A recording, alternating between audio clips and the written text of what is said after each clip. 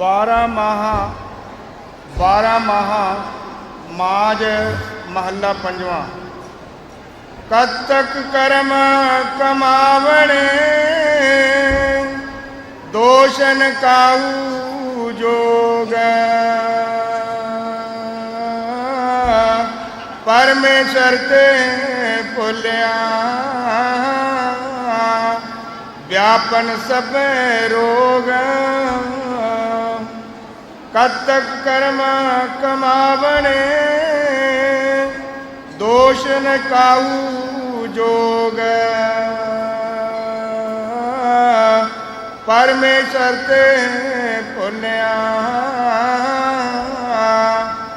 व्यापन सब रोग।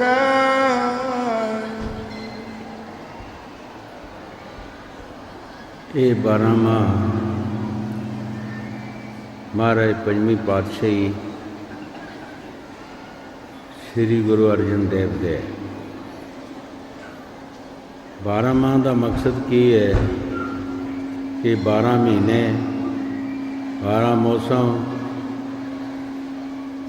जिस तरह का मौसम आता है महीना आता उस तरह गुरु साहब जी लिख देता है। ये सारे महीने मौसम साढ़े मनुष्य जन्म ते ही घटते हैं। कतक कर्म कमावणे कत्ते का महीना जिहड़ा दस्सिया है गुरु साहब ने, इहदे विच असी तमाम लोग खेतीबाड़ी करते हैं, बीज बीजते हैं। पर जैसे जैसे असी बीज बेजांगे उहो ही असी वड्डांगे। मनुष्य जन्म दे विच क्योंकि महीना साड़ा मनुष्य जन्म का आया, मनुष्य जन्म विच जो जो असी कर्म करांगे उन्हां कर्मां दा ही सानूं फायदा मिलेगा।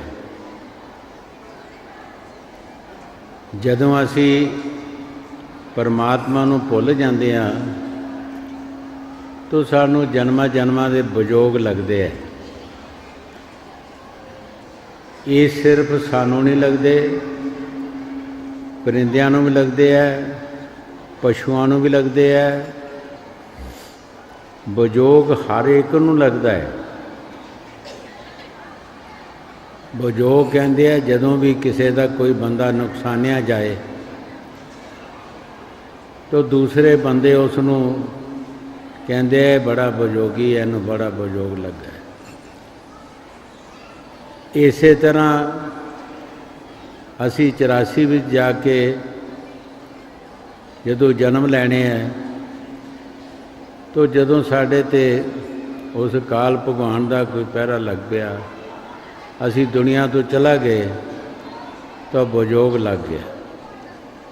साढ़े पिछे रहिंदे जिहड़े रोंदे पिटदे रहिंदे है। पर क्यों असी राम तो भुले हैं, उस परमात्मा तो भुले हैं। परमात्मा तो भुल के सानूं विजोग लगते हैं। अगर असी ईश्वर की भगती करिए तो फिर असी अपने घर चले जावांगे, अपने देश चले जावांगे, फिर सानूं कोई विजोग नहीं लगेगा, कोई दुख तकलीफ नहीं होएगी। लेकिन असी उस ईश्वर नूं भुल जाते हाँ, भुल के 84 भी चले जाते हाँ।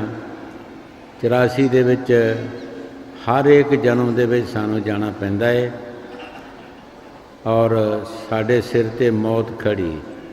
ज्यों जन्मे त्यों मरण पिया। ज्यों ज्यों असी जन्मदे हां त्यों तो साडे मौत के सिर ते मौत खड़ी रहिंदी है। और पशु भी दुनिया तो चला जाते हैं, परिंदे भी चला जाते हैं, इंसान भी दुनिया तो चला जाते हैं। जद असी ईश्वर की भगती करांगे तो असी उस स्टेज ते पहुँच जावांगे कि जिथों असी वापस नहीं आवांगे। ਜਿੱਥੇ ਸਾਨੂੰ ਸੁੱਖ ਹੀ ਸੁੱਖ ਮਿਲੇਗਾ, ਉੱਥੇ ਜਨਮ ਮਰਨ ਦਾ ਕੋਈ ਸਵਾਲ ਨਹੀਂ। ਸਮੁੰਦਰ ਦੀ ਬੂੰਦ ਸਮੁੰਦਰ ਚਲਾ ਗਈ, ਸਮੁੰਦਰ ਬਣ ਗਈ। ਅਸੀਂ ਉਸ ਮਾਲਕ ਸਮੁੰਦਰ ਵਿੱਚੋਂ ਨਿਖੜੇ ਹਾਂ ਔਰ ਇੱਕ ਦੂਸਰੀ ਨਦੀ ਦੇ ਨਾਲ ਮਿਲ ਕੇ ਅਸੀਂ ਉਸੇ ਸਮੁੰਦਰ ਵਿੱਚ ਜਦੋਂ ਚਲੇ ਜਾਵਾਂਗੇ, ਫਿਰ ਸਾਡਾ 84 ਦਾ ਚੱਕਰ ਖਤਮ ਹੋ ਜਾਏਗਾ। ਅਸੀਂ 84 ਵਿੱਚ ਨਹੀਂ ਜਾਵਾਂਗੇ ਔਰ ਨਾ ਸਾਨੂੰ ਜਨਮ ਜਨਮ ਦੇ ਵਿਜੋਗ ਲੱਗਣਗੇ। ਇਹ ਅਸੀਂ ਈਸ਼ਵਰ ਨੂੰ ਭੁੱਲ ਜਾਂਦੇ ਹਾਂ, ਇਸ ਕਰਕੇ ਸਾਨੂੰ ਜਨਮਾਂ ਦੇ ਵਿੱਚ ਜਾਣਾ ਪੈਂਦਾ ਹੈ, ਕਿਉਂਕਿ ਉਸ ਨੇ ਆਪਣਾ ਹਿਸਾਬ ਲੈਣਾ ਹੈ ਔਰ ਜਨਮ ਜਨਮ ਦੇ ਵਿੱਚ ਦੁੱਖ ਪਾਉਣਾ ਪੈਂਦਾ ਹੈ। ਕੱਤੇ ਦਾ ਮਹੀਨਾ ਜਿਹਦੇ ਵਿੱਚ ਹੁਣ ਬਿਜਾਈ ਦਾ ਟਾਈਮ ਆਇਆ ਹੈ, ਜਿਹੋ ਜਿਹੇ ਬੀਜ ਅਸੀਂ ਪਾਉਣਾ ਹੈ ਉਹ ਅਸੀਂ ਵੱਢਣਾ ਹੈਗਾ। ਜਿਹੋ ਜਿਹੇ ਕਰਮ ਅਸੀਂ ਮਨੁੱਖਾ ਜਨਮ 'ਚ ਕਰਾਂਗੇ, ਉਹਨਾਂ ਕਰਮਾਂ ਦਾ ਹੀ ਸਾਨੂੰ ਫਾਇਦਾ ਮਿਲਣਾ ਹੈਗਾ। ਹਾਂਜੀ। ਕਤਕ ਕਰਮ ਕਮਾਵਣੇ, ਦੋਸ਼ ਨ ਕਾਹੂ ਜੋਗ। ਪਰਮੇਸ਼ਰ ਤੇ ਭੁੱਲਿਆ, ਵਿਆਪਨ ਸਭੈ ਰੋਗ। ਬੇਮੁਖ ਹੋਏ ਰਾਮ ਤੇ, ਲੱਗਨ ਜਨਮ ਵਿਜੋਗ। ਖਿਣ ਮੈਂ ਕੌੜੇ ਹੋਏ ਗਏ, ਜਿਤੜੇ ਮਾਇਆ ਭੋਗ। ਗੁਰੂ ਸਾਹਿਬ ਜੀ ਬੜੇ ਪਿਆਰ ਦੇ ਨਾਲ ਫਰਮਾ ਰਹੇ ਹੈ, ਬੇਮੁਖ ਹੋਏ ਰਾਮ ਸੇ। ਜਦੋਂ ਅਸੀਂ ਬੇਮੁਖ ਹੋ ਜਾਂਦੇ ਹਾਂ ਤਾਂ ਵਾਕਿਆ ਹੀ ਸਾਨੂੰ ਜਨਮ ਜਨਮ ਦੇ ਵਿਜੋਗ ਲੱਗਦੇ ਹੈ। ਹਰ ਇੱਕ ਚੀਜ਼ ਨੂੰ ਵਿਜੋਗ ਲੱਗਦੇ ਹੈ। ਚਿੜੀ ਦੇ ਆਲੜੇ 'ਚੋਂ ਬੋਰ ਡਿੱਗ ਪੈਂਦਾ ਹੈ, ਉਹ ਵੀ ਚੂੰ ਚੂੰ ਕਰਦੀ ਹੈ, ਕਈ ਦਿਨ ਚੋਗ ਨਹੀਂ ਚੁਗਦੀ। ਤੁਸੀਂ ਪਸ਼ੂਆਂ ਦੇ ਵੱਲ ਦੇਖੋ, ਚਪਾਏ ਜਿਹੜੇ ਹੈ, ਜਦ ਉਹਨਾਂ ਦਾ ਕੋਈ ਬਰਸਾਤ ਗੁਜ਼ਰ ਜਾਂਦਾ ਹੈ, ਉਹਨਾਂ ਦੀਆਂ ਅੱਖਾਂ 'ਚੋਂ ਪਾਣੀ ਨਿਕਲਦਾ ਹੈ, ਉਹ ਵੀ ਰੋਂਦੇ ਹੈ, ਉਹਨਾਂ ਨੂੰ ਵੀ ਵਿਜੋਗ ਲੱਗਦਾ ਹੈ। ਹਰ ਇੱਕ ਨੂੰ ਵਿਜੋਗ ਲੱਗਦਾ ਹੈ। ਪਰ ਜਦੋਂ ਅਸੀਂ ਉਸ ਰਾਮ ਤੇ ਪਰਮਾਤਮਾ ਤੋਂ ਬੇਮੁਖ ਹੋ ਜਾਵਾਂਗੇ, ਫਿਰ ਸਾਨੂੰ ਵਿਜੋਗ ਲੱਗਣਾ ਸ਼ੁਰੂ ਹੋ ਜਾਂਦਾ। ਫਿਰ ਸਾਨੂੰ ਕੋਈ ਬਖਸ਼ ਨਹੀਂ ਸਕਦਾ, ਸਾਡੀ ਕਲਿਆਣ ਨਹੀਂ ਹੋ ਸਕਦੀ, ਕਿਉਂਕਿ ਜਿਸ 'ਤੇ ਸਾਡੀ ਕਲਿਆਣ ਹੋਣੀ ਹੈ ਅਸੀਂ ਉਹਨੂੰ ਸਮਝਿਆ ਹੀ ਨਹੀਂ ਕਦੀ, ਉਹਦਾ ਨਾਮ ਨਹੀਂ ਜਪਿਆ, ਉਹਦਾ ਸ਼ੁਕਰਾਨਾ ਹੀ ਨਹੀਂ ਕੀਤਾ। ਅਸੀਂ ਸਭ ਕੁਝ ਖਾ ਪੀ ਕੇ, ਸਭ ਕੁਝ ਲੈ ਕੇ, ਉਸ ਮਾਲਕ ਦੀਆਂ ਦਾਤਾਂ ਲੈ ਕੇ ਅਸੀਂ ਮੁੱਕਰ ਜਾਂਦੇ ਹਾਂ। ਫਿਰ ਵੀ ਅਸੀਂ ਉਹਨੂੰ ਯਾਦ ਨਹੀਂ ਰੱਖਦੇ। ਇਸ ਵਾਸਤੇ ਸਾਨੂੰ ਜਨਮ ਜਨਮ ਦੇ ਵਿੱਚ ਆਉਣਾ ਪੈਂਦਾ ਹੈ ਔਰ ਜਨਮ ਜਨਮ ਦੇ ਵਿੱਚ ਸਜ਼ਾ ਲੈਣਾ ਪੈਂਦੀ ਹੈ। ਹਾਂਜੀ। ਬੇਮੁਖ ਹੋਏ ਰਾਮ ਤੇ, ਲੱਗਨ ਜਨਮ ਵਿਜੋਗ। ਖਿਨ ਮੈਂ ਕੌੜੇ ਹੋਏ ਗਏ, ਜਿਤੜੇ ਮਾਇਆ ਭੋਗ। ਵੇਚਨ ਕੋਈ ਕਰ ਸਕੈ, ਕਿੱਥੇ ਰੋਵਾਂ ਰੋਜ਼। ਕੀਤਾ ਕਿਛੁ ਨਾ ਹੋਵਈ, ਲਿਖਿਆ ਤੁਰ ਸੰਜੋਗ। ਗੁਰੂ ਸਾਹਿਬ ਜੀ ਬੜੇ ਪਿਆਰ ਦੇ ਨਾਲ ਫਰਮਾ ਰਹੇ ਹੈ ਕਿ ਭਾਈ ਸਾਡੇ ਵਿੱਚ ਕੋਈ ਵੀ ਨਹੀਂ ਸਾਨੂੰ ਸਹਾਰਾ ਦੇਣ ਵਾਲਾ। ਹਰ ਇੱਕ ਤੁਸੀਂ ਪਸ਼ੂਆਂ ਦਾ ਸੌਦਾ ਕਰਦੇ ਹੋ, ਪਸ਼ੂਆਂ ਦਾ ਡਾਇਰੈਕਟ ਸੌਦਾ ਨਹੀਂ ਕਰ ਸਕਦੇ, ਤੀਸਰੇ ਬੰਦੇ ਨੂੰ ਵਿੱਚ ਰੱਖਣਾ ਪੈਂਦਾ ਹੈ।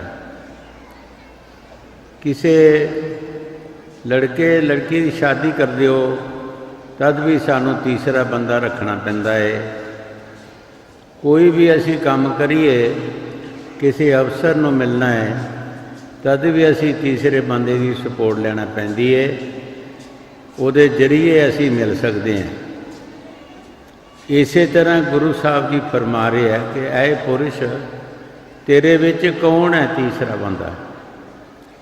ਕੌਣ ਹੈ ਜਿਹੜਾ ਤੇਰੀ ਸਪੋਰਟ ਕਰੇਗਾ? ਕੌਣ ਹੈ ਜਿਹੜਾ ਤੈਨੂੰ ਸਮਝਾਏਗਾ ਜਾਂ ਤੇਰੇ ਕਰਮਾਂ ਦੀ ਮਾਫੀ ਤੁਹਾਨੂੰ ਦਵਾਏਗਾ? ਉਹ ਕੌਣ ਹੈ ਤੇਰੇ ਵਿੱਚ? ਤੂੰ ਤੇ ਰੱਖਿਆ ਹੀ ਕਿਸੇ ਨੂੰ ਨਹੀਂ। ਸਜ਼ਾ ਤੇ ਪਾਣੀ ਪਾਣੀ ਹੈਗੀ ਹੈ। ਹਾਂਜੀ, ਵੇਚਣ ਕੋਈ ਕਰ ਸਕੇ, ਕਿੱਥੇ ਰੋਵੇ ਰੋਜ਼, ਕੀਤਾ ਕਿਛੁ ਨਾ ਹੋਵਈ, ਲਿਖਿਆ ਤੁਰ ਸੰਜੋਗ। ਵੱਡ ਭਾਗੀ ਮੇਰਾ ਪ੍ਰਭ ਮਿਲੇ, ਤਾਂ ਉਤਰੈ ਸਭ ਵਿਯੋਗ। ਨਾਨਕ ਕੋ ਪ੍ਰਭ ਰਾਖ ਲਿਓ, ਮੇਰੇ ਸਾਹਿਬ ਬੰਦੀ ਮੋਚ। ਬੜ ਭਾਗੀ ਮੇਰਾ ਪ੍ਰਭ ਮਿਲੇ।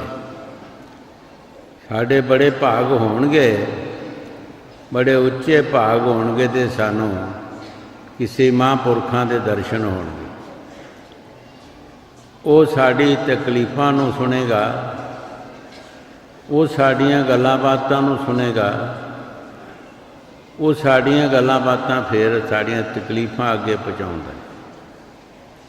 ਉਹਦੇ ਰਾਹੀਂ ਅਸੀਂ ਆਪਣੇ ਮਾਲਕ ਨੂੰ ਮਿਲ ਸਕਦੇ ਹਾਂ, ਹੋਰ ਕੋਈ ਜ਼ਰੀਆ ਨਹੀਂ। ਹੋਰ ਕਿਸੇ ਤਰੀਕੇ ਨਾਲ ਅਸੀਂ ਮਾਲਕ ਨੂੰ ਨਹੀਂ ਮਿਲ ਸਕਦੇ। ਸਾਨੂੰ ਕੀ ਪਤਾ ਕਿ ਮਾਲਕ ਦੇ ਮਿਲਣ ਦਾ ਕਿਹੜੇ ਕਿਹੜੇ ਗੁਣ ਹੈਗੇ ਨੇ,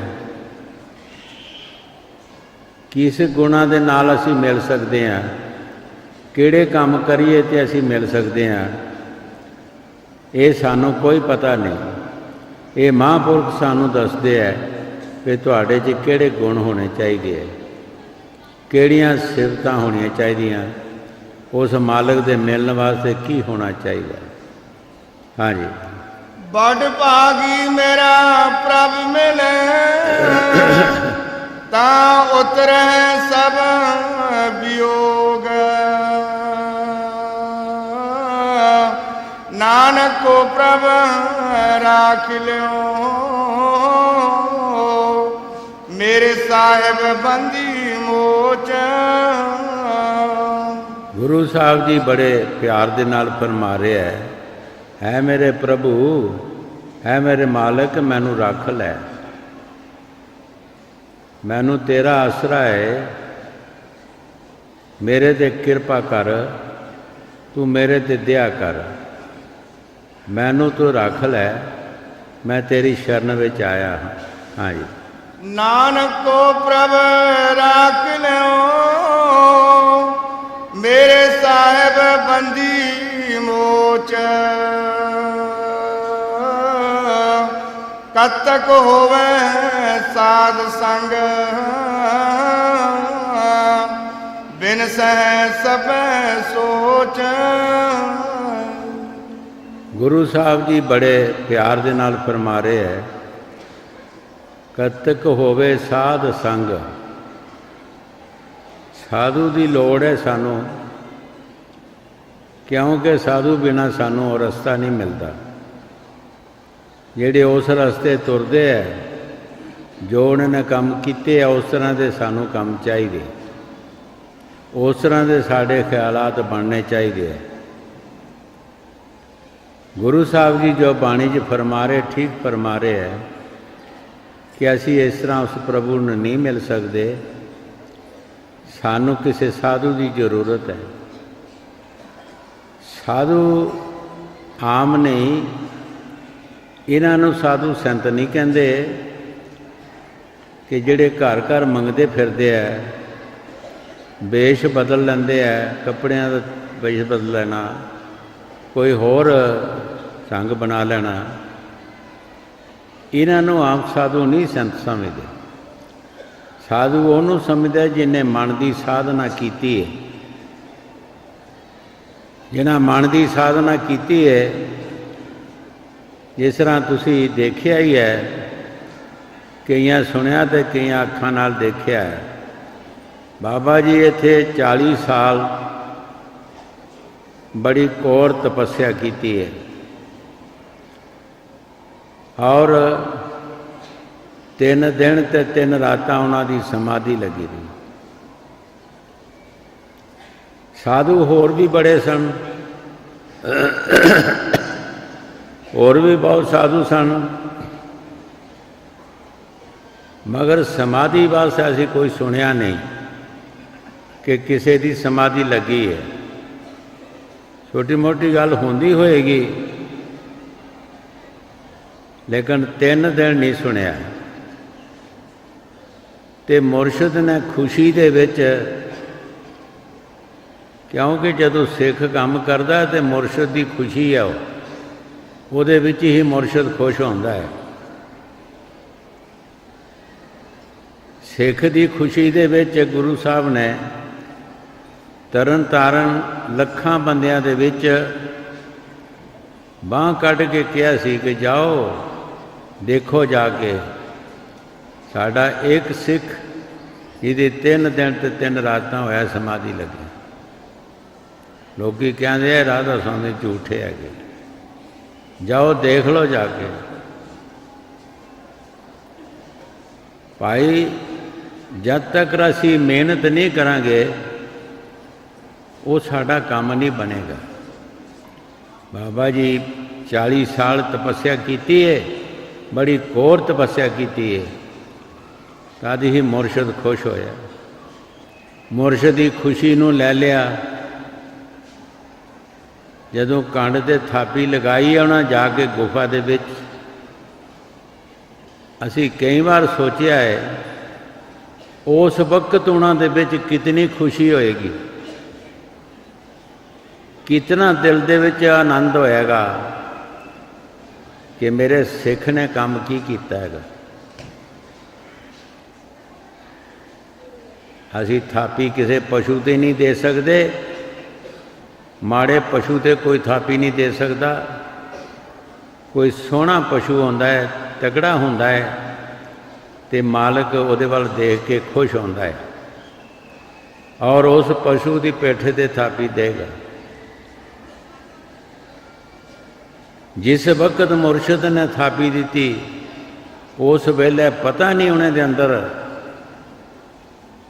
ਕਿਤਨੀ ਖੁਸ਼ੀ ਆਈ ਹੋਵੇਗੀ। ਉਹ ਖੁਸ਼ੀ ਦਾ ਕੋਈ ਬਿਆਨ ਨਹੀਂ ਕੀਤਾ ਜਾਂਦਾ। ਸਾਧੂ ਉਹਨਾਂ ਨੂੰ ਕਿਹਾ ਗਿਆ ਜਿਨ੍ਹਾਂ ਮਨ ਦੀ ਸਾਧਨਾ ਕੀਤੀ ਹੈ ਔਰ ਮੁਰਸ਼ਿਦ ਦੇ ਆਖੇ ਲੱਗ ਕੇ ਕੰਮ ਕੀਤਾ ਹੈ।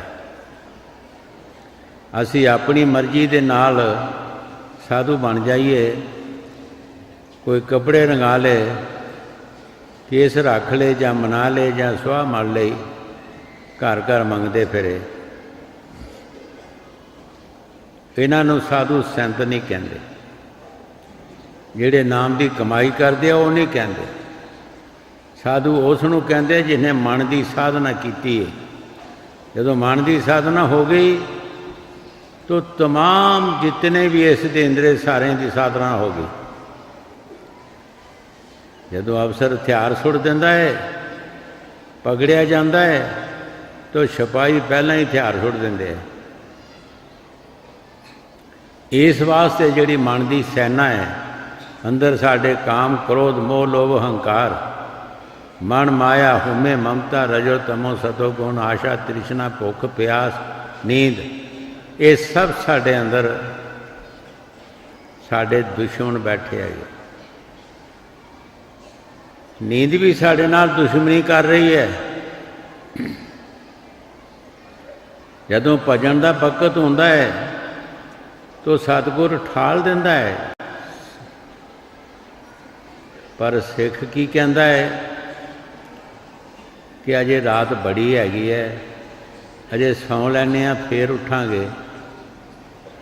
लेकिन जदों सौ गया फिर दिन चढ़ गया। नींद ने धोखा दे दिता। इसे वास्ते कबीर साहब जी महाराज फरमाउंदे है, नींद निशानी मौत की, उठ कबीरा जाग। कबीर साहब जी महाराज फरमाउंदे है, ये नींद भी निशानी मौत की है।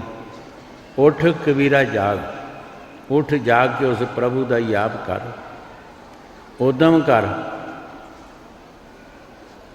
ये भी सानू धोखा दे रहे हैं, मोह माया सानू धोखा दे रही है, काम क्रोध सानू धोखा दे रहे हैं। पर फकीर जिन्होंने दिन रात मेहनत की है, वो इन्हां दे धोखे विच नहीं आउंदे। ये सानू सारिਆਂ ਨੂੰ पता है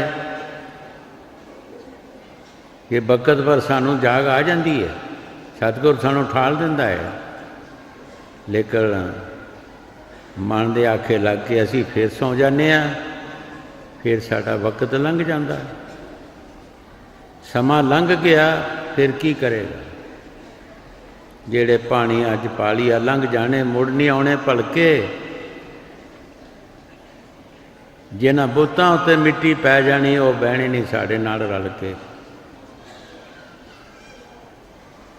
जेड़ा सुखन जबान तो निकल गया, मुड़ के आमदा बिच जबान नहीं। जेड़ा तीर कमान चों निकल गया, मुड़ के आमदा बिच कमान नहीं।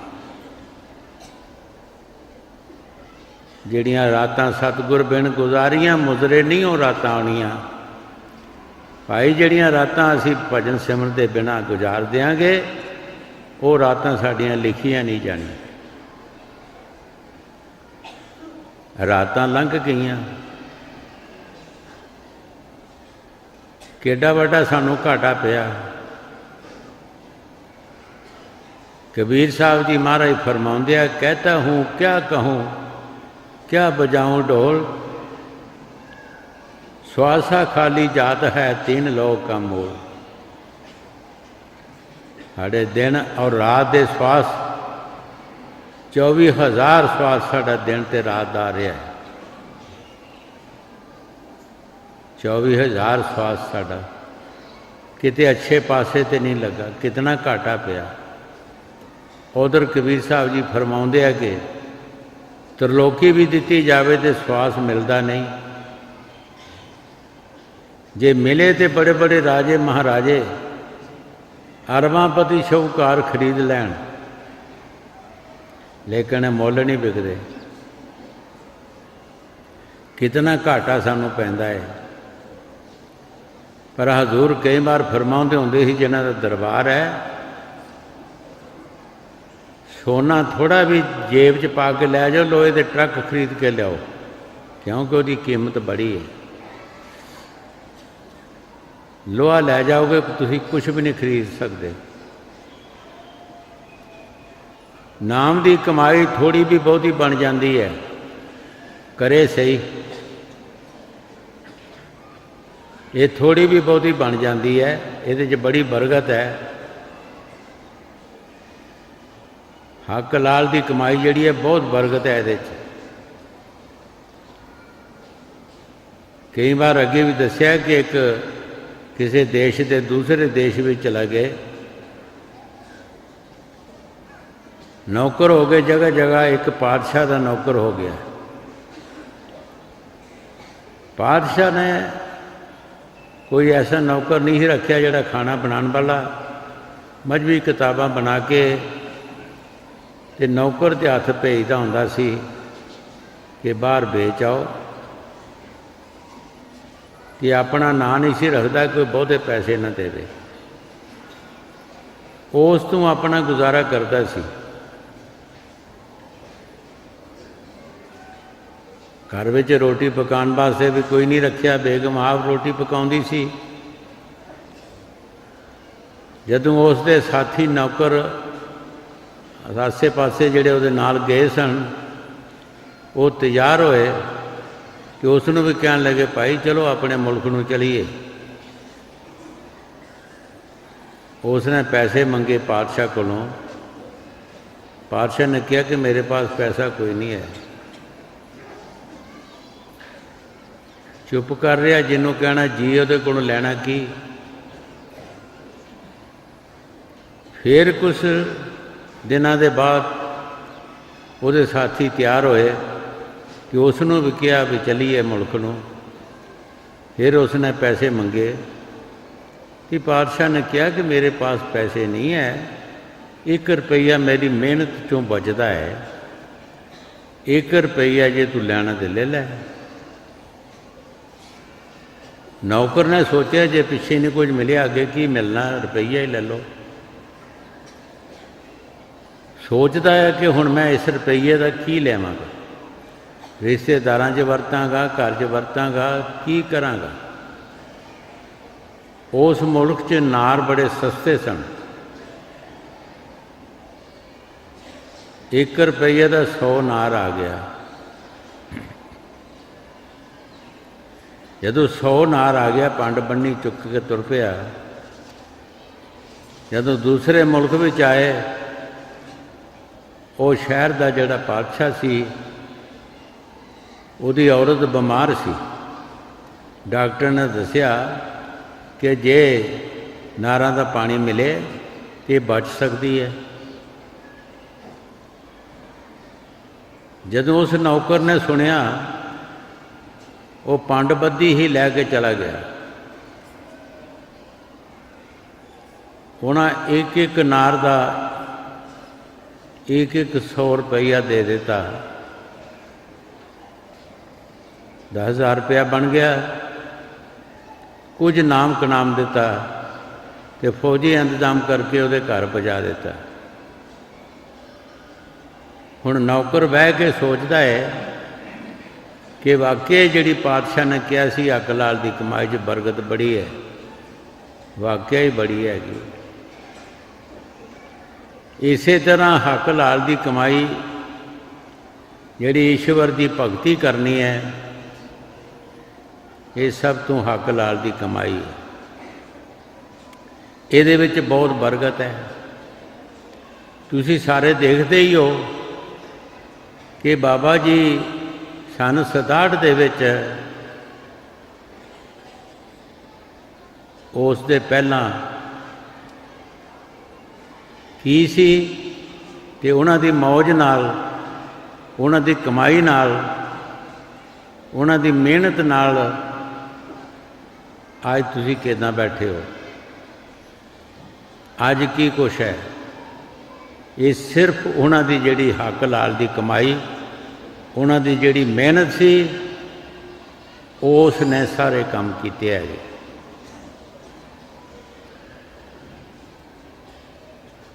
भाई जिहड़ी भजन सिमरन की मेहनत है, ये सब तो बड़ी उच्ची है। ये बड़ी हक लाल की कमाई है। स्वामी जी महाराज फरमाउंदे है, इस कमाई दे करन वास्ते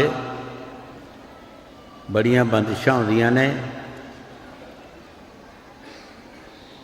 तू बैठ अकेला ध्यान तार तो मिले निशानी शब्द की। कलियां बैठना बड़ा औखा है। गल्लां करनियां बड़ियां सौखियां ने, बैठना बड़ा औखा जे। चुप करके भी बैठना बड़ा औखा जे। किसी ने तुसी बंदे नूं कह दे चुप करके शाम तक बैठ जा, नहीं बैठ सकता, 1 घंटा नहीं कटेगा। जिहड़े कल्ले बैठते सी, कितना तपस्या, कितनी तपस्या सी वो, कितना औखा सी। किस वास्ते बैठते हैं? उस प्रभु वास्ते, परमात्मा के दर्शन वास्ते। तू बैठ अकेला ध्यान तार तो मिले निशानी शब्द की। भाई कलियां बैठ, महफलों का काम नहीं, पार्टियां का काम नहीं, जथेबंदी का काम नहीं है, अकल का काम नहीं। तू कला बैठ, तेरे पास कोई ना होवे, किसी नाल तू गल्लां ना करें, किसी नाल तू कोई विचार ना करें, तेरे कोल ही ना कोई होवेगा, की करेगा? फिर तुर के तू आपे उत्थे आ जाएगा आने वाली जगह। कि प्रभु वाल ध्यान होएगा तेरा, सारे पासे फिर के तेन नज़र कोई नहीं आएगा और फिर भी तेरा ध्यान उस पासे आएगा। कल्ले बैठन का मकसद है। कई बार अगे भी साखी ये सुनाई है कि एक महात्मा ने दो बंदे ही वो घाह खोद के बेचते ही बाजार, ਉਹਦੇ ਤੋਂ ਉਹ ਆਪਣਾ ਗੁਜ਼ਾਰਾ ਕਰਦੇ ਸਨ। ਮਹਾਤਮਾ ਨੇ ਉਹਨਾਂ ਦੋਨਾਂ ਨੂੰ ਕਿਹਾ ਕਿ ਤੁਸੀਂ ਕੱਲ੍ਹ ਮੇਰੀ ਕੁਟੀਆ ਆ ਜਾਣਾ, ਨਾਲ ਪੈਸੇ ਵੀ ਲੈ ਲਿਓ, ਨਾਲ ਰੋਟੀ ਵੀ ਖਾ ਲਿਓ। ਉਹਨਾਂ ਸੋਚਿਆ ਸ਼ਾਇਦ ਕੋਈ ਇਹਨਾਂ ਆਪਣੇ ਕੁਟੀਏ ਦਾ ਕੰਮ ਕਰਾਉਣਾ ਹੋਏਗਾ। ਦੋਵੇਂ ਆ ਗਏ, एक कमरे दे विच बिठा दिता, इत्थे चुप करके बैठ जाओ, मैं तुहाडी रोटी का इंतजाम करदा। 10-15 मिनट बैठे, आपस अंदर उन्हें सलाह की, अजे तो शाम बड़ी चिरें पैनी है, असी तो नहीं बचन लगे। असी बाहर घाह खोदते ही गल्लां गप्पां मारते सी, एक दूजे दीयां गल्लां करते सी, ठंडी हवा लैंदे सां। ये कित्थे फस गया असी आके, कित्थे फस गया इत्थे आके। उठ के तुर पे। महात्मा कहने लगा रोटी तो खा जाओ। कहता जी नहीं, असी नहीं रोटी खाते, ना पैसे लैने आ, असी इदां ठीक है, असी रोटी भी नहीं खाते। भाई चुप करके बहना भी बड़ा औखा है। जदों चुप करके बैठेगा कला, फिर की करेगा? ਇਹਦਾ ध्यान जे मुर्शद मिलिया होएगा, ਇਹਦਾ ध्यान मुर्शद वाल घड़ी घड़ी जाएगा, मिनट मिनट जाएगा, मुर्शद वाल जाएगा, और किसी वाल नहीं जा सकता। किधर लेवेगा? जिधर जाएगा ध्यान ਇਹਦਾ उधरों धक्के पैणगे, ਇਹਨੂੰ ਇਹਦੇ अंदर वो सोचां विचारां आ जाणगियां, फिर के फिर मुर्शद के चरणों वाल आएगा कि जिथे सुख मिलता है। इस वास्ते कि नाम की कमाई जिहड़ी है, इसकी बड़ी कीमत है। अज उस नाम की कमाई के नाल बाबा जी दियां शाखां बड़ी दूर तक पहुँचियां। देसां परदेसां दे विच एड़ा बड़ा दरख्त हो गया, बड़ी बड़ी दूर शाखां पहुँच गईयां।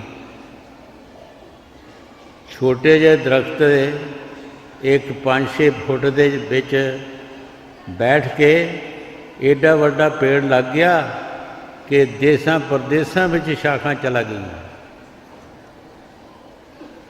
उन्हां दी हक लाल दी कमाई, भजन सिमरन जिहड़ा है बहुत हक लाल दी कमाई है।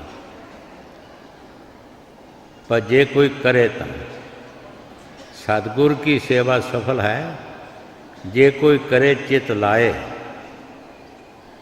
सतगुर की सेवा बड़ी सफल है, बड़ी कीमत है ये, पर जे कोई चित ला के करे। जे पहला ही मंगना शुरू कर दे तो फिर नहीं। पहले सेवा की जरूरत है, मंगण की जरूरत नहीं।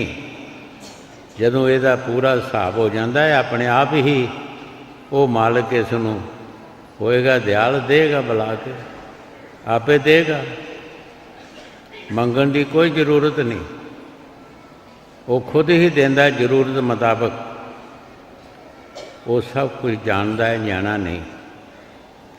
इस वास्ते जो कुछ गुरु साहब जी बाणी च फरमा रहे, ठीक फरमा रहे है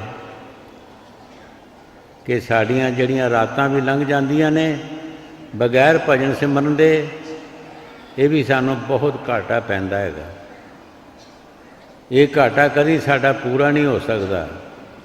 अगर असी 10-20 मिनट भी बैठिए तद भी कुछ ना कुछ बन जाएगा। तुसी साल का अंदाज़ा ला लो कि साल में कितना टाइम लग जाता, दूसरे साल च कितना लग जाए, साड़ी उम्र दे विच कितना बन जाएगा। ये सोने की तरह कीमत बन जाएगी, थोड़ा भी बहुता बन जाता है। हाँ जी। नानक को प्रभ राख लियो, मेरे साहेब बंदी मोच। कतक होवे साध संग, बिन सह सब सोच।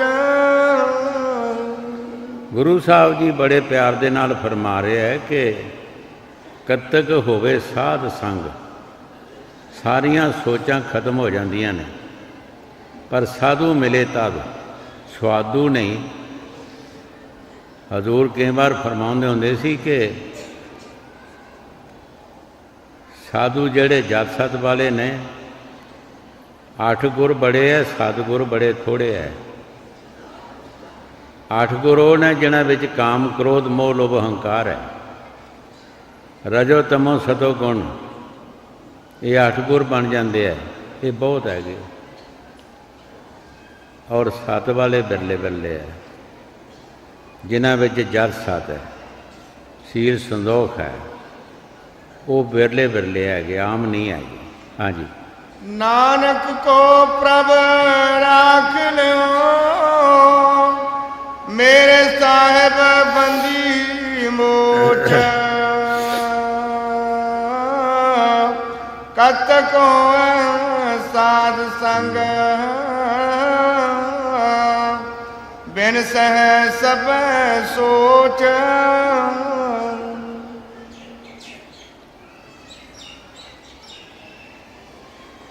मगर दा महीना शनिचरवार दिन, मगर दा महीना शनिचरवार दिन, ये महाराज पंजवीं पातशाही श्री गुरु अर्जन देव जी के 12 मान। किस वास्ते असी महीना सुनते हैं कि है प्रभु जो समा साढ़े ते आया है, जो महीना साड़ा मनुष्य जन्म आया है, साढ़े जो गुण पा दे वो साड़ी मत बना दे, असी तेरा नाम जपीए, तेरी साध संगत की सेवा करिए, उस तरह के साढ़े ख्याल बना दे।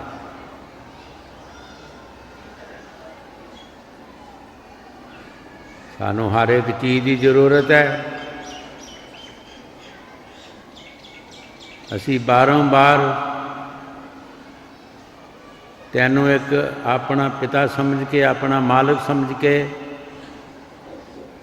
असी तेरे अगे ये डिमांड पानी, असी मंगते हैं, तू देनहार है। सानू हर चीज़ की जरूरत है। गृहस्थ आश्रम दे विच तू साडे ते किरपा करनी है,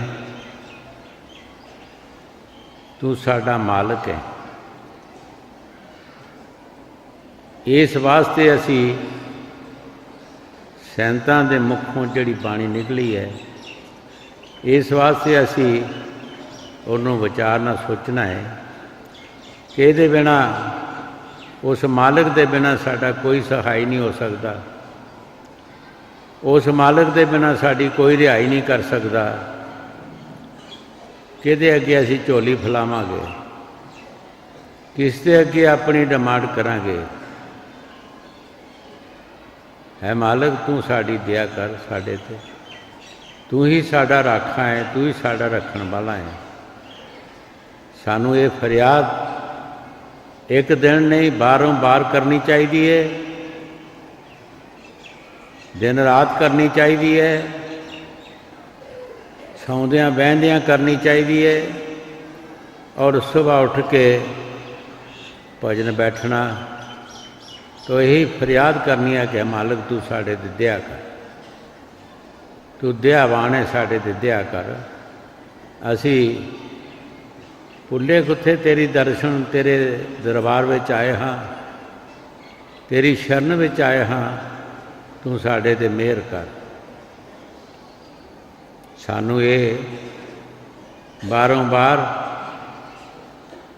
ये मंग मंगनी चाहिए है कि कि साढ़े चो मत पा दे, तेरा नाम जपीए, तेरी साध संगत की सेवा करिए, साढ़े चो मत पा दे। ये बारों बार सानू यही भिख्या मंगनी चाहिए है। दूसरियां भिख्या जड़ियां ने वो रजिस्टर कीतियां उस वाहिगुरू काल पुरख ने। जब साडा जन्म आया, दुनिया विच असी आए, वो लिखत साडे नाल आई। जैसी जैसी किसी नूं चाहुंदी सी, कोई समझ सकदा सी, कोई रख सकदा सी, इन्ना परमात्मा ने उसनूं दिता है। कोई बहुता नहीं भी रख सकते है, किते थां बहुती रख भी सकते ने। वो एक बड़े चिर की गल है, 47 दे पहलां की गल है। एक थां मेला लगा, दो जणियां ने शराब पीती थी, ते एक जना कहंदा मेरा 3 किले कमां दा, मैं कित्थे लावां इदां बांह खड़ी करके। दूजे ने टकुआ मारिया तो बांह वड़ दी। कहंदा इत्थे ला दे, होर कित्थे लाना है। वो कहन लगा इत्थे ला दे, दूजे ने टकुआ मारिया तो बांह वड़ दी। वो कहंदा मैं कित्थे लावांगा, तो उन्हें टकुए की मारी तो बांह वड़ दी कि इत्थे ला दे। साढ़े जो मत ना पाई, साढ़े अच्छी मत पाई, असी साध संगत की सेवा करिए, तो साध संगत के नाल असी मिलीए। साध संगत के विचों ही सब कुछ मिलता है। कई बार अगे भी दसिया है कि साध संगत एक बहुत बड़ा समुंदर होता है।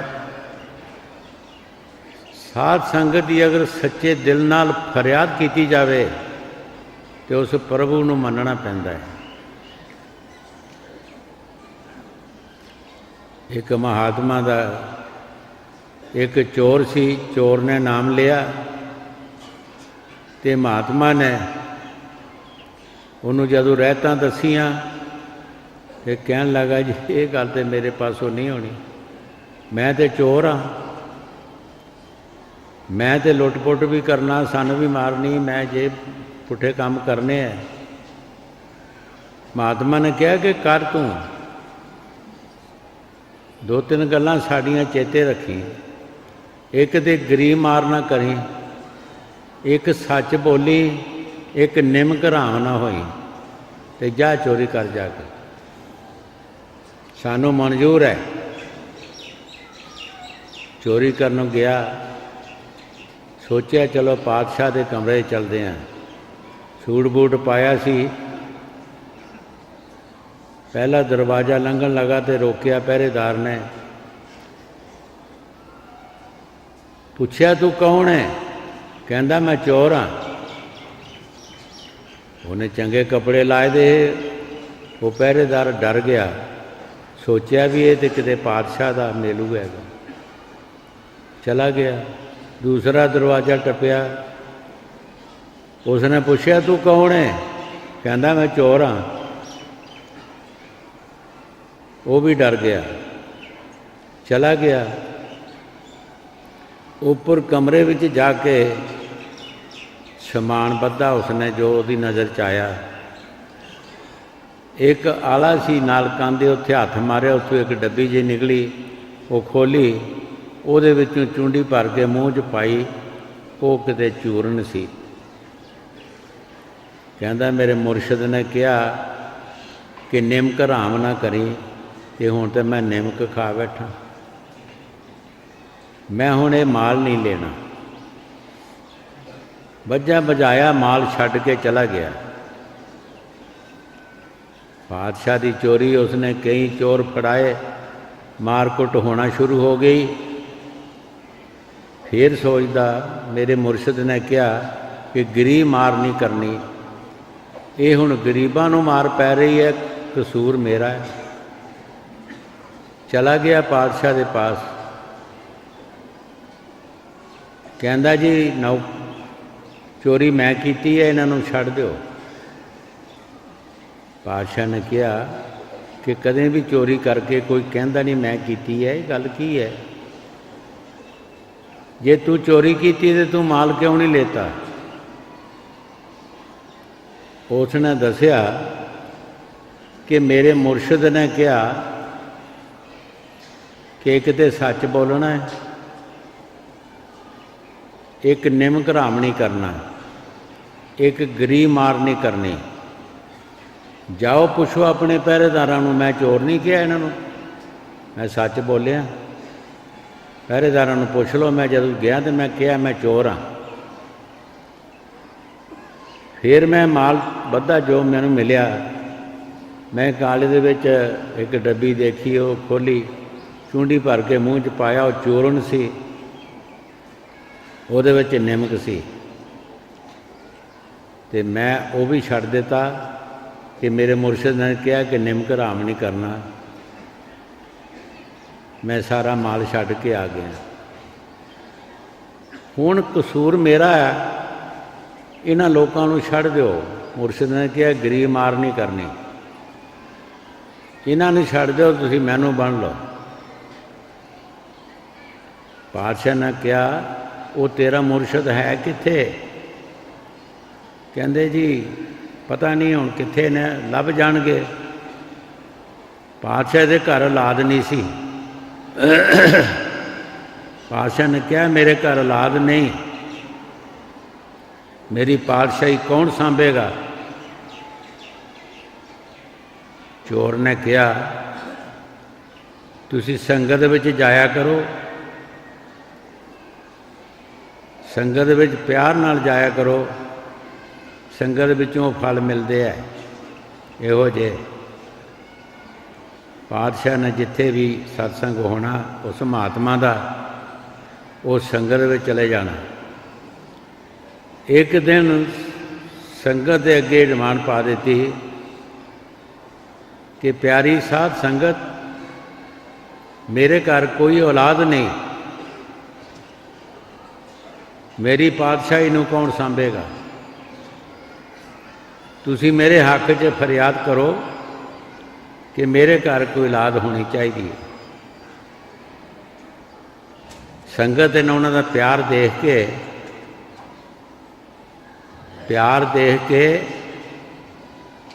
ते उन्हें फरियाद की, भाई संगत दी मैं तुहानूं निशाना दसदा कि इत्थे मेरा ख्याल है वो आई होनी है कुड़ी, की ना उहदा, जिहदे मुड़े ने एक बारी पता नहीं असीं कित्थे गया कि मुड़ा कहंदा मेरी शादी नहीं होंदी, मैं तू संगत च उठ के फरियाद कर। उन्हें संगत च उठ के फरियाद की, और दूजे महीने उहदा ब्याह हो गया।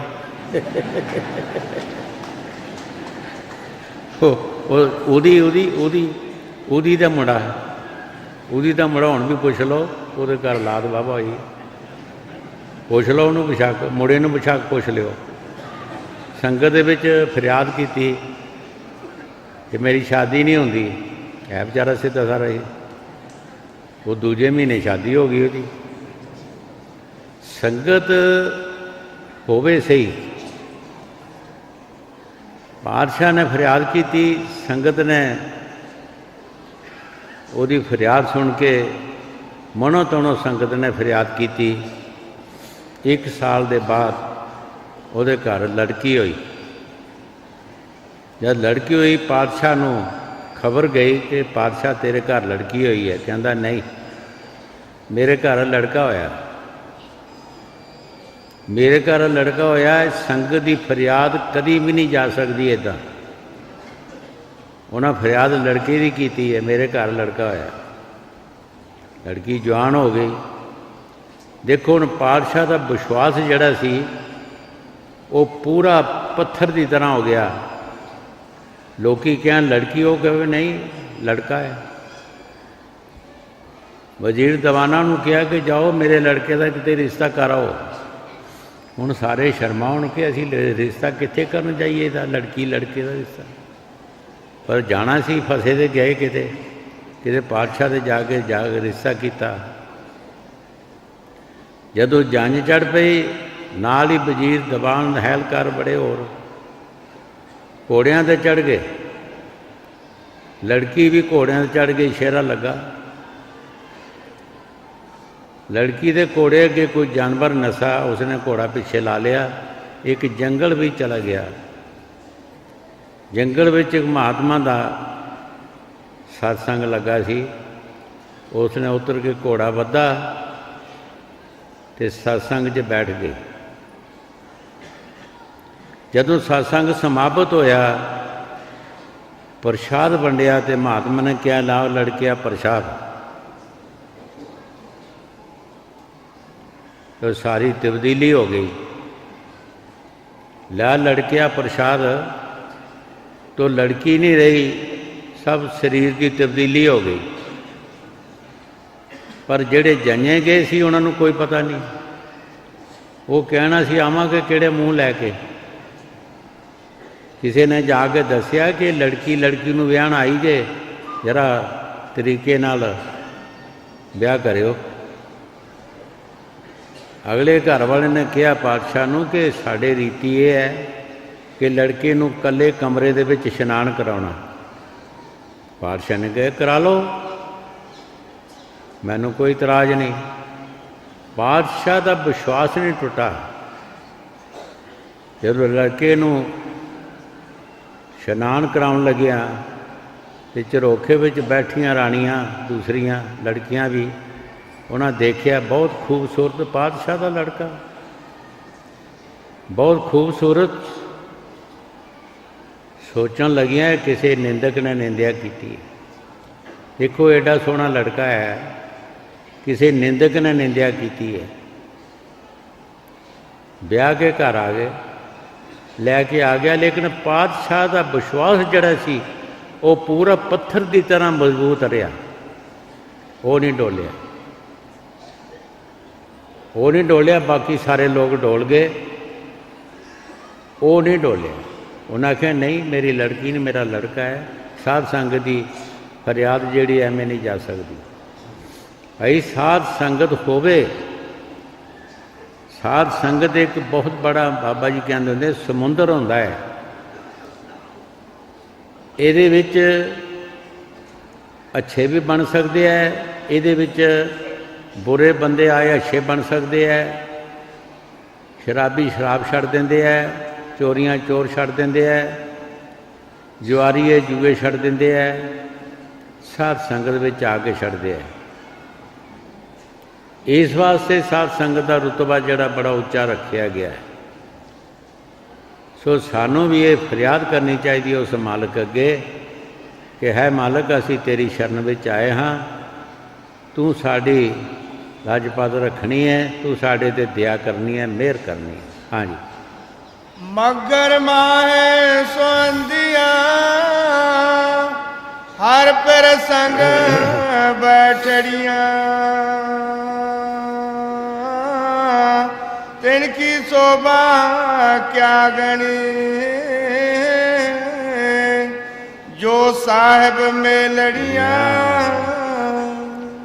गुरु साहब जी मगर का महीना फरमा रहे है, मगर सो सुहांदियां जो पिर संग बैठियां, और रूहां सोहणियां लगदियां ने जिहड़ियां अपने पति के पास बैठियां ने, पति प्रभु के पास बैठियां ने। और रूहां सोहणियां लगदियां ने, वो अच्छियां लगदियां ने। उन्हां दे अंदर उस मालक की खुशी होंदी है।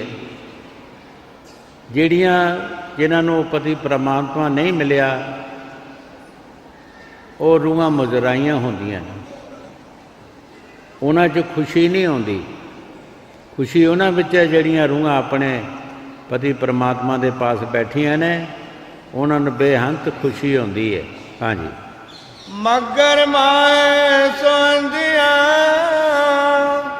हर पर संग बैठड़िया, तिनकी शोभा क्या गणी, जो साहिब मेलड़िया। गुरु साहब जी बड़े प्यार दे नाल फरमा रहे है कि उन्होंने असी शोभा की कर सकते हैं, जिन्हां उत्ते सहब दयालु हो जाए, ਜਿਨ੍ਹਾਂ ਨੂੰ ਸਾਹਿਬ ਮੇਲ ਲਵੇ, ਆਪਣੀ ਸ਼ਰਨ 'ਚ ਰੱਖ ਲਿਆ, ਉਹਨਾਂ ਦੇ ਅਸੀਂ ਸੋਭਾ ਨਹੀਂ ਕਰ ਸਕਦੇ। ਹਾਂਜੀ। ਤਨ ਮਨ ਮੋਲਿਆ ਰਾਮ ਸਿਓ, ਸੰਗ ਸਾਧ ਸਹੇਲੜੀਆਂ, ਸਾਧ ਜਨਾਂ ਤੇ ਬਾਹਰੀ, ਸੇ ਰਹਿਣ ਅਕੇਲੜੀਆਂ। ਗੁਰੂ ਸਾਹਿਬ ਜੀ ਬੜੇ ਪਿਆਰ ਦੇ ਨਾਲ ਫਰਮਾ ਰਹੇ ਕਿ ਤਨ ਮਨ ਧਨ ਸੌਂਪ ਦਿੱਤਾ ਉਹਨੇ ਆਪਣੇ ਮਾਲਕ ਨੂੰ, ਉਹ ਆਪਣੇ ਮਾਲਕ ਦੇ ਪਾਸ ਬੈਠੀਆਂ। ਜਿਹੜੀਆਂ ਰੂਹਾਂ ਕੱਲੀਆਂ ਰਹਿ ਗਈਆਂ, ਉਹਨਾਂ ਦੀ ਕੋਈ ਸ਼ੋਭਾ ਨਹੀਂ ਹੈਗੀ। ਇੱਥੇ ਤਨ ਮਨ ਦੀ ਕੁਰਬਾਨੀ ਦੇਣਾ ਪੈਂਦੀ ਹੈ। ਕਈ ਵਾਰ ਅੱਗੇ ਵੀ ਦੱਸਿਆ ਕਿ ਰਾਜਾ ਜਨਕਪੁਰੀ ਵਿੱਚ ਰਹਿੰਦਾ ਸੀ। ਇੱਕ ਦਿਨ ਉਹਨਾਂ ਦੇ ਅੰਦਰ ਇਹ ਖਿਆਲ ਆਇਆ ਕਿ ਘੋੜੇ ਦੀ ਰਕਾਬ 'ਤੇ ਪੈਰ ਰੱਖਦਿਆਂ ਹੀ ਸਾਨੂੰ ਇਸ਼ਨਾਨ ਹੋਣਾ ਚਾਹੀਦਾ, ਇਹ ਗਿਆਨ ਹੋਣਾ ਚਾਹੀਦਾ। ਤੋ ਸਾਰੇ ਜਿਤਨੇ ਵੀ ਰਾਜ ਦੇ ਵਿੱਚ ਸਾਧੂ ਸਨ, ਸਾਧੂ ਸਿੱਧ ਜੋਗੀ ਜਗੀਸ਼ਰ ਜੋ ਵੀ ਐਸੀ ਸਭ ਮੰਗਾ ਲਏ। ਜਿਹੜਾ ਸਿੰਘਾਸਨ ਬਣਾਇਆ ਸੀ ਸਾਧੂਆਂ ਦੇ ਰਹਿਣ ਵਾਸਤੇ, ਉੱਤੇ ਬਹਿਣ ਵਾਸਤੇ, ਕਿ ਪਾਤਸ਼ਾਹ ਨੇ ਕਿਹਾ ਕਿ ਕੋਈ ਆਓ, ਮੈਨੂੰ ਘੋੜੇ ਦੀ ਰਕਾਬ 'ਤੇ ਪੈਰ ਰੱਖਦਿਆਂ ਗਿਆਨ ਦਿਓ, ਆਓ ਸਿੰਘਾਸਨ 'ਤੇ ਬੈਠੋ। ਲੇਕਿਨ ਬੈਠੇ ਕਿਹੜਾ? ਗਿਆਨ ਕਿਤੇ ਲਿਆ ਨਹੀਂ, ਦੇਣਾ ਕਿੱਥੋਂ ਸੀ? ਗਿਆਨ ਲਿਆ ਹੋਵੇ ਤੇ ਗਿਆਨ ਦਾ ਮਿਹਨਤ ਕੀਤੀ ਹੋਵੇ ਤੇ ਗਿਆਨ ਆਉਂਦਾ, ਫਿਰ ਦੂਜਿਆਂ ਨੂੰ ਦੇ ਸਕਦਾ, ਨਹੀਂ ਤਾਂ ਨਹੀਂ। ਚੁੱਪ ਕਰਕੇ ਸਾਰੇ ਬੈਠੇ ਰਹੇ। ਇੱਕ ਉਹਨਾਂ ਦੇ ਵਿੱਚ ਅਸ਼ਟਾਵਕਰ ਸੀ, ਉਹ ਪੂਰਾ ਮਹਾਤਮਾ ਸੀ। ਉਹ ਆ ਕੇ ਤਖਤ ਦੇ ਉੱਤੇ ਬੈਠ ਗਿਆ।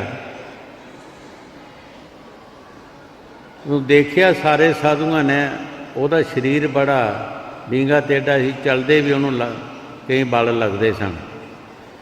ਤੇ ਸਾਰੇ ਹੱਸਣ ਲੱਗੇ ਕਿ ਕਿੱਥੋਂ ਆ ਗਿਆ ਮਹਾਤਮਾ ਇਹ, ਇਹਦਾ ਤਾਂ ਸਰੀਰ ਹੀ ਚੰਗਾ ਨਹੀਂ। ਜਦੋਂ ਦੇਖਿਆ ਅਸ਼ਟਾਵਕਰ ਨੇ ਸਾਰਿਆਂ ਵੱਲ, ਸੋਚਿਆ ਕਿ ਮੈਨੂੰ ਮਖੌਲ ਕਰ ਰਿਹਾ ਹੈ। ਅਸ਼ਟਾਵਕਰ ਨੇ ਕਿਹਾ, ਉਹ ਸਾਧੂਓ ਸੰਤੋ ਜੋਗੀਓ ਜਗੀਸ਼ਰੋ ਤਪੱਸੀਓ, ਮੈਂ ਸਮਝਦਾ ਸੀ ਕਿ ਸਾਧ ਮੰਡਲੀ ਹੈ, ਲੇਕਿਨ ਤੁਸੀਂ ਚਮੜੇ ਦੀ ਪਛਾਣ ਕਰਨ ਵਾਲੇ ਹੋ, ਮੇਰੇ ਗਿਆਨ ਦੀ ਪਛਾਣ ਨਹੀਂ ਕੀਤੀ। ਮੇਰੇ ਗਿਆਨ ਦੀ ਪਛਾਣ ਨਹੀਂ ਕੀਤੀ, ਤੁਸੀਂ ਚਮੜੇ ਦੀ ਪਛਾਣ ਕਰਨ ਵਾਲੇ ਹੋ। ਰਾਜੇ ਨੇ ਕਿਹਾ, ਰਾਜਾ ਤੂੰ ਸਿੱਖ ਬਣਨਾ ਹੈ, ਨਾਮ ਲੈਣਾ ਹੈ? ਜੀ ਹਾਂ। ਤੈਨੂੰ ਪਤਾ ਹੈ ਕਿ ਸਿੱਖ ਬਣਨ ਦੀਆਂ ਨਿਸ਼ਾਨੀਆਂ ਕੀ ਹੁੰਦੀਆਂ, ਕੀ ਕੁਰਬਾਨੀ ਦੇਣਾ ਪੈਂਦੀ ਹੈ? ਦੱਸੋ ਮਹਾਰਾਜ, ਕੀ ਤਨ ਮਨ ਧਨ ਦੀ ਕੁਰਬਾਨੀ ਦੇਣਾ ਪਏਗੀ ਤੈਨੂੰ? ਜੇ ਤੂੰ ਦੇ ਸਕਦਾ ਤਾਂ ਅਸੀਂ ਤੈਨੂੰ ਦੇ ਦਿਆਂਗੇ ਗਿਆਨ। ਰਾਜੇ ਨੇ ਸਲਾਹ ਕਰਕੇ ਸਾਰਿਆਂ ਨਾਲ ਮਨਜ਼ੂਰ ਕਰ ਲਿਆ, ਜਾਓ ਤਬੇਲੇ 'ਚੋਂ ਘੋੜਾ ਮੰਗਾਓ। ਜਦੋਂ ਘੋੜਾ ਮੰਗਾਇਆ, ਰਾਜਾ ਰਕਾਬ 'ਤੇ ਪੈਰ ਰੱਖਣ ਲੱਗਾ। ਅਸ਼ਟਾਵਕਰ ਨੇ ਕਿਹਾ, ਰਾਜਾ ਕੀ ਕਰਨ ਲੱਗਾ ਹੈ? ਕਹਿੰਦਾ, ਮੈਂ ਰਕਾਬ 'ਤੇ ਪੈਰ ਰੱਖਣ ਲੱਗਾ, ਮੈਨੂੰ ਗਿਆਨ ਦਿਓ। ਰਾਜਾ ਤੂੰ ਭੋਲਾ ਹੋ ਗਿਆ ਹੈ, ਨਾ ਤੇਰਾ ਘੋੜਾ, ਨਾ ਤੇਰੀ ਰਕਾਬ, ਨਾ ਤੇਰਾ ਪੈਰ, ਨਾ ਤੂੰ ਹੈਗਾ। ਤੂੰ ਸਭ ਕੁਝ ਮੈਨੂੰ ਦੇ ਦਿੱਤਾ ਹੈ। ਤੂੰ ਤਨ ਮਨ ਧਨ ਦੀ ਕੁਰਬਾਨੀ ਦਿੱਤੀ ਹੈ ਨਾ? ਹਾਂ ਦਿੱਤੀ ਹੈ। ਤੇ ਫਿਰ ਤੇਰਾ ਕੀ ਰਿਹਾ? ਤੇਰਾ ਸਰੀਰ ਵੀ ਮੇਰਾ, ਤੇਰਾ ਪੈਰ ਵੀ ਮੇਰਾ, ਤੇਰਾ ਘੋੜਾ ਜਿਹੜਾ ਉਹ ਵੀ ਮੇਰਾ ਹੈ, ਖਜ਼ਾਨੇ, ਫੌਜਾਂ, ਰਾਜ ਪਾਟ ਸਾਰਾ ਮੇਰਾ। ਤੇਰੇ ਪੱਲੇ ਕੁਛ ਵੀ ਨਹੀਂ ਰਿਹਾ। ਤੂੰ ਕਿੰਨਾ ਪੈਰ ਰੱਖ ਸਕਦਾ? ਮੈਂ ਨਹੀਂ ਰੱਖਣ ਦਿੰਦਾ, ਮੇਰਾ ਘੋੜਾ ਹੈ। मेरी रकाब है, तेरा पैर नहीं मेरा पैर है, मैं नहीं रखना। फकीरां दा ज्ञान है जिहड़ी रूह शब्द नाल जुड़ जाती है। साढ़े अंदर शब्द आ रहा है जिसनों स्वामी जी महाराज धुन करके फरमाउंदे है, और मुसलमान उसनूं बांगे शमानी कहते हैं। बाणी विच नाम शब्द किया गया तो होर भी कई उस दे नां रखे गए है मुल्क की भाषा के मुताबक।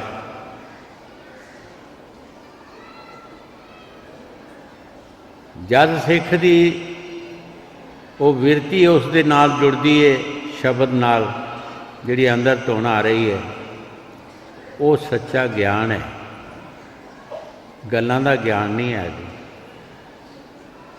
जदों शब्द नाल जोड़ दिता, थल्ले रूह आई, राजे ने पूछया राजा ज्ञान हो गया?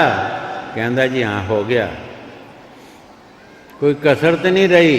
कहंदे जी कोई कसर नहीं रही। जाए सांभ राज जाके मेरा करके करी, कोई लुटे पुटे मैं जमावार हाँ, ते भजन करी। ए फौजा भी सांभ, खजाने सांभ, घोड़ा भी सांभ, सब कुछ सांभ, जा सांभ जाके। फकीर लैंदे तो नहीं कुछ भी, सिर्फ ਇਹਦਾ मोह तोड़ते है। एक बार ਉਹਨੂੰ तोड़ के फिर ਉਹਨੂੰ सौंप देंगे है, सांभ भाई काम बना के फिर सौंप देंगे है। वो लैंदे नहीं कुछ भी। गुर ने भूखा तेरे तन का, सतगुर दे पास तन शब्द और नाम का। पर तेरा परोपकार कराए, भुखे प्यासे को तलवाए। तेरा परोपकार कराउंदा है सतगुर, भुखे प्यासे नूं खवा दिंदा है, तैनूं उहदा फायदा मिलता है। और उन्होंने तो जरूरत नहीं। सो इस वास्ते बाणी जो कुछ गुरु साहब जी फरमा रहे हैं कि तन मन मौलिया राम सिंह। जिस रूह ने तन मन अपने परमात्मा नूं सौंप दिता, तो परमात्मा ने भी कुछ देना ही चाहिए, उन्होंने देना ही पिया सब कुछ। असी तन मन सौंपते नहीं, सानू मिलता कुछ नहीं, असी लै नहीं कुछ भी सकते। जिन्हें तन मन सौंपिया, जिन्हें तन की कुर्बानी दी है, उन्होंने परमात्मा नूं भी सोचना पिया। एक खैर ने लिखा है, सीन सुनो लोको किसे आशकां दे, जिन्हां रब दे नाम ते जान वाली, रब जद कद उन्होंने बख्शदा है, दुख दे के सुख दी करे कारी, पर कदर यार जे उस दे हो रही है, शर्म पैंदी उसनों बड़ी भारी। लेकिन असी उहदे बनते नहीं, जे बने रहिए तो उन्होंने शर्म साड़ी हैगी है। पिछले इतिहास पढ़ के देखो, जदों नामदेव नूं मंदिर दे विचों मंदिर दे विच नामदेव जी गए, शब्द बाणी हो रही सी, सुन के मंदिर 'च चला गए। मंदिर के पुजारियों ने बांह फड़ के बाहर कढ़ दिता। नामदेव ने गुस्सा नहीं किया, पिछवाड़े बैठ के मंदिर दे ताड़ियां बजाना शुरू कर दित्तियां। ये शब्द पढ़िया, मेरा की गरीब का जाना धक्के पैण तेरे नाम नूं।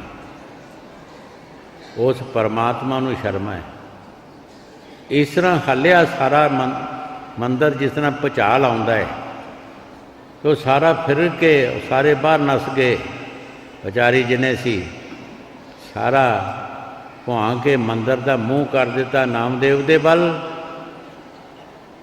पिठ कर दी उधर।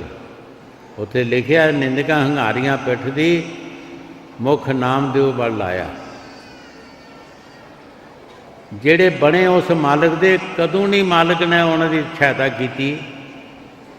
असीं किदां कह सकते हैं मालिक नूं कि मालिक नहीं हैगा। कबीर साहब नूं जदों पानी दे विच गंगा दे विच रोड़िया, जंजीर पा के हत्थां पैरां नूं, वो कौन शक्ति ही जिहड़ी जंजीर तोड़दी सी? जंजीर तोड़ के भी टुट के सारे दे बने लग गए। फिर सिकंदर लोधी ने ਇਹ ਸਜ਼ਾ ਦਿੱਤੀ ਕਿ ਇਹਨੂੰ ਥੱਲੇ ਬਾਲਣ ਪਾਓ, ਕੁਛ ਉੱਪਰ ਪਾਓ, ਆਸੇ ਪਾਸੇ ਨੰਗੀ ਤਲਵਾਰ ਦਾ ਪਹਿਰਾ ਰੱਖੋ, ਕਿਤੇ ਨਸ ਨਾ ਜਾਏ। ਅੱਗ ਲਾ ਦਿੱਤੀ। ਤਾਂ ਕਬੀਰ ਸਾਹਿਬ ਨੇ ਕਿਹਾ ਕਿ ਜੇ ਮੇਰੇ ਰਾਮ ਨੂੰ ਇਹੀ ਲੋੜ ਹੈ ਕਿ ਮੈਂ ਅੱਗ ਦੇ ਵਿੱਚ ਜਲਾਉਣਾ ਹੈ ਤੇ ਜਲਾ ਦੇਵੇ, ਮੇਰਾ ਕੀ ਹੈ। ਉਹਦੀਆਂ ਖੜਾਵਾਂ ਨੂੰ ਅੱਗ ਨਹੀਂ ਲੱਗੀ, ਬਿਲਕੁਲ ਸਰੀਰ ਰਾਮ ਨਾਲ ਵਿੱਚ ਬੈਠੇ ਸਨ। ਉਹਨਾਂ ਦੇ ਸ਼ਰਧਾਲੂ ਜਿਹੜੇ ਸੀ ਉਹ ਘਬਰਾ ਗਏ। ਜਦੋਂ ਉਹਨਾਂ ਸਵਾਹ ਲਾਈ ਅੱਗੇ ਪਿੱਛੇ ਕੀਤੀ, ਦੇਖਿਆ ਵਿੱਚ ਬੈਠੇ ਸੀ ਸੋਹਣੇ। ਉਹਨਾਂ ਪੁੱਛਿਆ, ਭਾਈ ਤੁਹਾਨੂੰ ਕੋਈ ਤਕਲੀਫ ਤਾਂ ਨਹੀਂ ਹੋਈ? ਮੇਰੇ ਰਾਮ ਨੇ ਮੈਨੂੰ ਕਠਿਆਲੀ 'ਚ ਪਾ ਕੇ ਮੇਰਾ ਵਾਗ ਜਿਹੜਾ ਸੀ ਕੱਢ ਦਿੱਤਾ, ਮੈਂ ਅੱਗੇ ਨਾਲੋਂ ਵੀ ਚੰਗਾ ਹੋ ਗਿਆ। ਹਰ ਇੱਕ ਸੰਤ ਮਹਾਂਪੁਰਖ ਦੇ, ਸ੍ਰੀ ਗੁਰੂ ਰਵਿਦਾਸ ਮਹਾਰਾਜ ਨੂੰ ਇੱਕ ਸ਼ਰ੍ਹਾ ਦੇ ਬੰਦੇ ਨੇ ਆਪਣੀ ਲੜਕੀ ਨੂੰ ਕਤਲ ਕਰਕੇ ਉਹਨਾਂ ਦੇ ਦਰਵਾਜ਼ੇ ਅੱਗੇ ਸੁੱਟ ਦਿੱਤਾ ਸੀ ਕਿ ਇਹਨਾਂ ਨੂੰ ਫਾਂਸੀ ਚਾੜਿਆ ਜਾਏਗਾ, ਇਹਨਾਂ ਦਾ ਪ੍ਰਚਾਰ ਬੰਦ ਹੋ ਜਾਏਗਾ। ਹੁਣ ਜਿਹਦੇ ਅੱਗੇ ਖੂਨ ਕਤਲ ਹੋਇਆ ਵੇ, ਜਿਹਦੇ ਦਰਵਾਜ਼ੇ ਅੱਗੇ ਫੜਨਾ ਤੇ ਉਹਨੂੰ ਸੀ। ਫੜ ਲਿਆ, ਗੁਰੂ ਸਾਹਿਬ ਨੂੰ ਲੈ ਗਏ ਫਾਂਸੀ ਦੇ ਤਖਤੇ 'ਤੇ। ਜਦੋਂ ਰੱਸੀ ਪਾਉਣ, ਭਗਵਾਨ ਦੀ ਮੂਰਤ ਆਵੇ, ਪਿੱਛੇ ਰੱਸੀ ਕੱਢ ਦੇ, ਫਿਰ ਪਾਉਣ, ਫਿਰ ਉਹ ਕੱਢ ਦੇਵੇ। ਜੱਜ ਔਰ ਵਕੀਲ ਦੇਖ ਰਹੇ ਸਨ ਸਾਰੇ। ਜਦੋਂ ਟਾਈਮ ਹੋ ਗਿਆ, ਕਹਿਣ ਲੱਗੇ ਭਾਈ ਹੁਣ ਬਸ ਕਰਦੇ, ਹੁਣ ਨਾ ਪਾਈ, ਇਹ ਕੋਈ ਮਹਾਂਪੁਰਖ ਆਇਆ, ਤੁਸੀਂ ਇਹ ਕਾਤਲ ਨਹੀਂ ਹੈ, ਇਹ ਕੋਈ ਈਸ਼ਵਰ ਦਾ ਪਿਆਰਾ ਹੈ, ਇਹਦੀ ਭਗਵਾਨ ਮਦਦ ਕਰ ਰਿਹਾ ਹੈਗਾ। ਪਿੱਛੇ ਉਹਨਾਂ ਨੂੰ ਸਰੂਪ ਨਜ਼ਰ ਆਉਂਦਾ ਸੀ, ਉਹ ਮਾਲਕ ਨਜ਼ਰ ਆ ਰਿਹਾ ਹੈਗਾ, ਇਹ ਕਾਤਲ ਨਹੀਂ ਹੈਗਾ। ਕਿਹੜੇ ਸਮੇਂ ਨਹੀਂ ਫਕੀਰਾਂ ਦੇ ਨਾਲ ਹੋਈ ਔਰ ਉਸ ਮਾਲਕ ਨੇ ਹਮੇਸ਼ਾ ਵਾਸਤੇ ਉਹਨਾਂ ਦੀ ਮਦਦ ਕੀਤੀ ਹੈ। ਹਾਂਜੀ। ਤਨ ਮਨ ਮੋਹਿਆ ਰਾਮ ਸਿਓ, ਸੰਗ ਸਾਧ ਸਹੇਲੜੀਆਂ। ਤਨ ਮਨ ਸੌਂਪ ਦਿੱਤਾ ਉਸ ਪਰਮਾਤਮਾ ਨੂੰ ਤੇ ਸਾਧ ਸੰਗਤ ਵਿੱਚ ਰਲ ਗਈਆਂ। ਸਾਧ ਸੰਗਤ ਦੇ ਵਿੱਚੋਂ ਜਿਹੜਾ ਨਿਖਰਦਾ ਹੈ, ਹਜ਼ੂਰ ਫਰਮਾਉਂਦੇ ਹੁੰਦੇ ਸੀ ਜਦੋਂ ਕੂੰਜਾਂ ਦੇ ਡਾਰ ਜਾਂਦੇ ਹੈ, ਇੱਕ ਕੂੰਜ ਰਹਿ ਜਾਂਦੀ ਹੈ, ਉਹ ਕੁਰਲਾਉਂਦੀ ਰਹਿੰਦੀ ਹੈ ਸਮਾਨ 'ਚ, ਉਹ ਰੋਂਦੀ ਰਹਿੰਦੀ, ਪਿੱਟਦੀ ਰਹਿੰਦੀ ਹੈ, ਉਹਨੂੰ ਉਹ ਡਾਰ ਮਿਲਦਾ ਨਹੀਂ। ਜਿਹੜੀ ਸਾਧ ਸੰਗਤ 'ਚ ਰੂਹ ਰਹਿੰਦੀ ਹੈ, ਉਹ ਦੁਖੀ ਰਹਿੰਦੀ ਹੈ, ਉਹਦੇ ਦੁੱਖ ਨੂੰ ਕੋਈ ਨਹੀਂ ਸੁਣਦਾ, ਕਦੀ ਵੀ ਉਹਨੂੰ ਸੁੱਖ ਨਹੀਂ ਮਿਲ ਸਕਦਾ 24 ਘੰਟਿਆਂ 'ਚ। ਹਾਂਜੀ। ਤਨ ਮਨ ਮੋਲਿਆ ਰਾਮ ਸਿਓ, ਸੰਗ ਸਾਧ ਸਹੇਲੜੀਆਂ। ਸਾਧ ਜਨਾ ਤੇ ਬਾਹਰੀ, ਸੇ ਰਹਿਨ ਅਕੇਲੜੀਆਂ।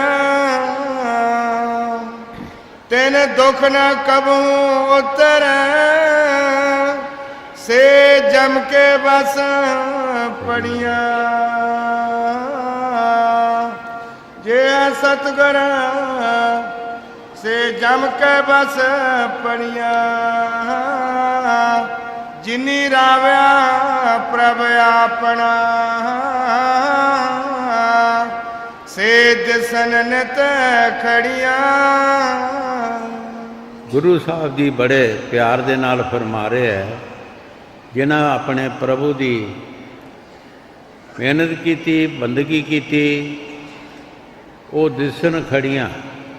ਹਜ਼ੂਰ ਕਈ ਵਾਰ ਫਰਮਾਉਂਦੇ ਹੁੰਦੇ ਸੀ ਕਿ ਦੋਨਾਂ ਦਾ ਅੰਦਾਜ਼ਾ ਲਾਣਾ ਤੇ ਦੇਖੋ ਤੁਸੀਂ, ਇੱਕ ਬੰਦੇ ਨੇ ਰੋਟੀ ਖਾਧੀ ਹੈ, ਇੱਕ ਨੇ ਨਹੀਂ ਖਾਧੀ।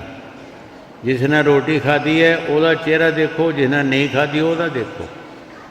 ਜਿਹਨੇ ਨਹੀਂ ਖਾਧੀ ਉਹਦਾ ਚਿਹਰਾ ਮੁਜਰਾਇਆ ਹੋਏਗਾ, ਜਿਸ ਨੇ ਖਾ ਲਈ ਹੈ ਉਹਦਾ ਚਿਹਰਾ ਫੁੱਲ ਵਰਗਾ ਖਿੜਿਆ ਹੋਏਗਾ, ਖੁਸ਼ੀ ਹੋਏਗੀ।